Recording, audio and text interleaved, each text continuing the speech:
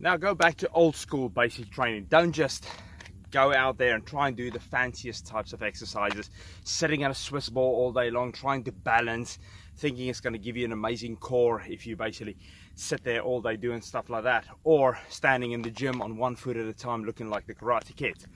Okay, so the important thing is to start off gradually. Okay, start off gradually. So I'm here in a wide open space outside Coggeshall. There's nobody around, so I've got all the roads to myself, a few people cycling up and down. As you can see, it's a sunny day. So what I'm going to do is I've got a small little bend over here, and I'm going to do about a 50 meter sprint. So I'll jog to there, I'll turn around and I'll sprint back fast. But I don't just go all out from the first one. I try and build it up bit by bit, because sometimes if you're stiff, although I've cycled all the way here, sometimes when you're stiff you can really injure your body. You end up pulling a hamstring, hurting your Achilles, hurting your lower back, and then you're out for a few weeks, then you can't do anything. So again, build it up bit by bit. That's the best way to do it. Just jumping in all the time and just doing as much as you can isn't really going to kind of give you that end result that you so badly want. It is about progressive training, little bit at a time, until you feel fitter and you feel faster, and then you go for it, because at least then you'll be at a better point in your body where you can push yourself quite hard. So if you're very, very unfit, just do little bits at a time, little bits all the time. So here we go, let's start the first one. Okay, so my first one, I'm just gonna jog to there, and then I'm gonna run at a 70% pace back. So 100% meaning that's your full pace sprint. That's the fastest you'll go. Okay, so just to there and back, and then I'll tell you more about it.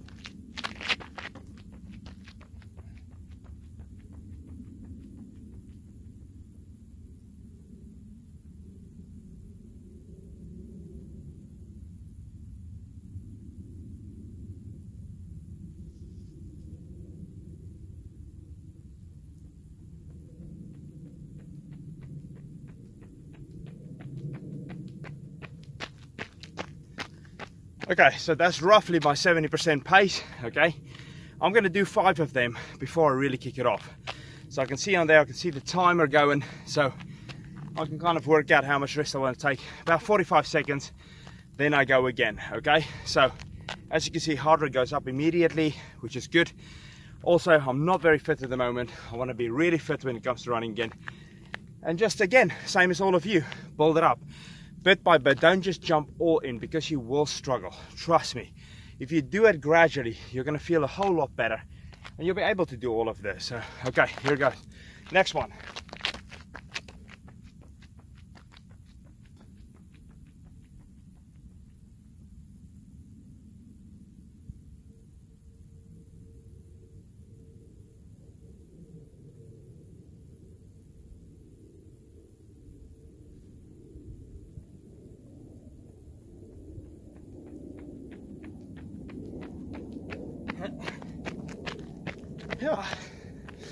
Okay, so although my heart rate's up, and it's quite tough in the beginning when the heart rate starts going up, because you feel really out of breath all the time, you feel like it's a real struggle.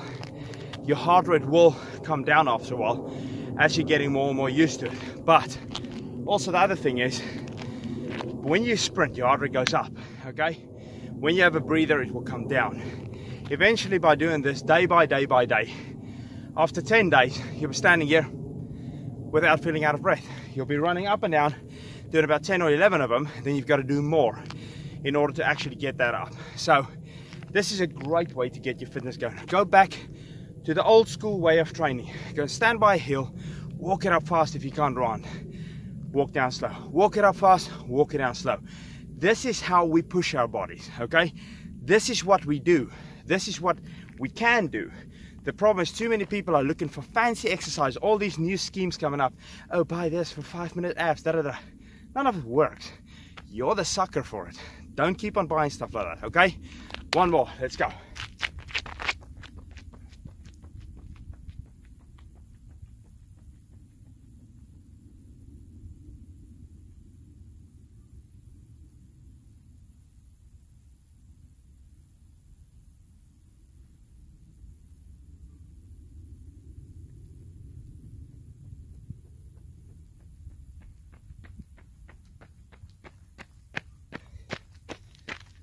Okay, so that's the start. On to the next one. Okay, so I said I was going to do 5 of those. For demonstration purpose, I did 3. Okay, next one we're going to do is squats. Okay, just a normal old-fashioned squat. Actually, I'll tilt this down so that you can actually see what's going on. Cyclist coming, so you'll appreciate being in the video.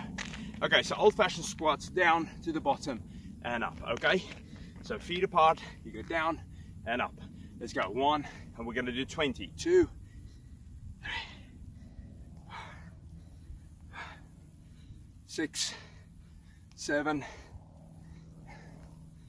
9, 10. Move your hands, it makes it easier to go deeper with your squat.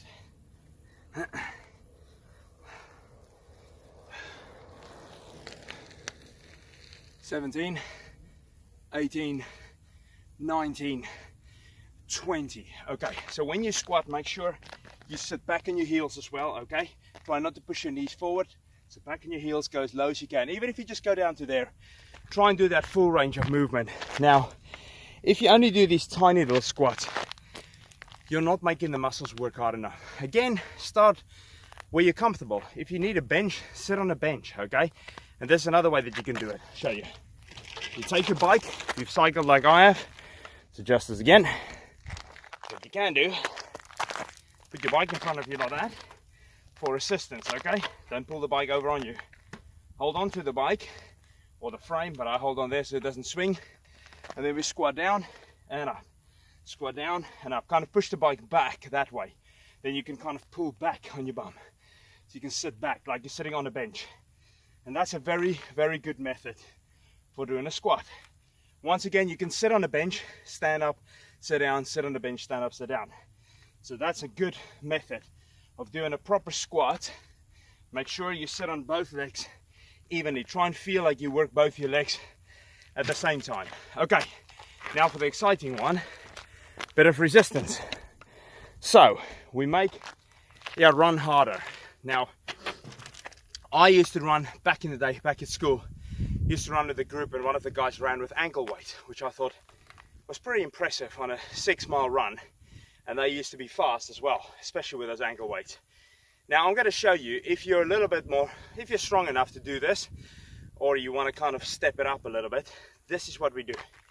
You're going to go about 20 yards out, 20 yards back with a bike above your head. Okay, so you're going to lift it up. Again, make sure this doesn't whack you in the face.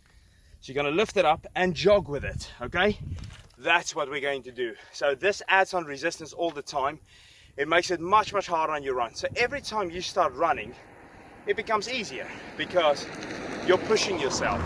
If you push yourself, you'll feel fitter so much faster. But again, just to do what you can do. Okay, don't just jump straight in there. Okay, so we lift the bike up. Make sure it doesn't swing in your hands. You hold it up to the top, and then you run.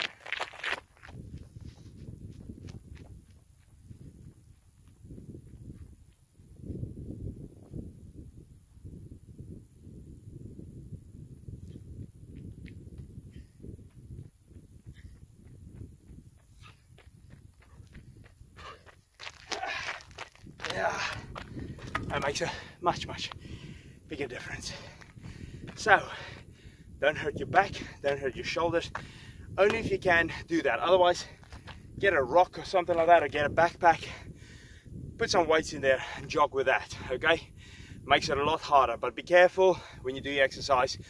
Look after yourself. Remember, you're doing this on your own, so please don't go and hurt yourself when you do anything. I'm showing you what I do and what I like to do in order to get fitter and faster. Okay, now another one that you can do is you can squat with a bike in your hands, okay? So it's like an overhead squat, or just hold it in the front if you struggle with overhead squat. Watch your legs, okay? So you squat down and up, down and up. That's a great way to do a squat with extra resistance, okay? Once again, we'll work your legs a lot harder and you'll feel like you're getting a lot more out of your workout. See, constantly out of breath. Am I fit? No, not really. I might look like I'm fit, but my cardio isn't what it should be. So I'm going to push myself just as hard in order to get fitter and fitter. So I hope this little video helps. Like I say, start with your short runs, start with your short walks, maybe take some hand weights, start walking with some weights in your hands, just start doing something. That's very important. If you start doing that, you'll feel a lot better. So keep it going, and remember, the main thing is also your food. If your food isn't right, you're going to struggle.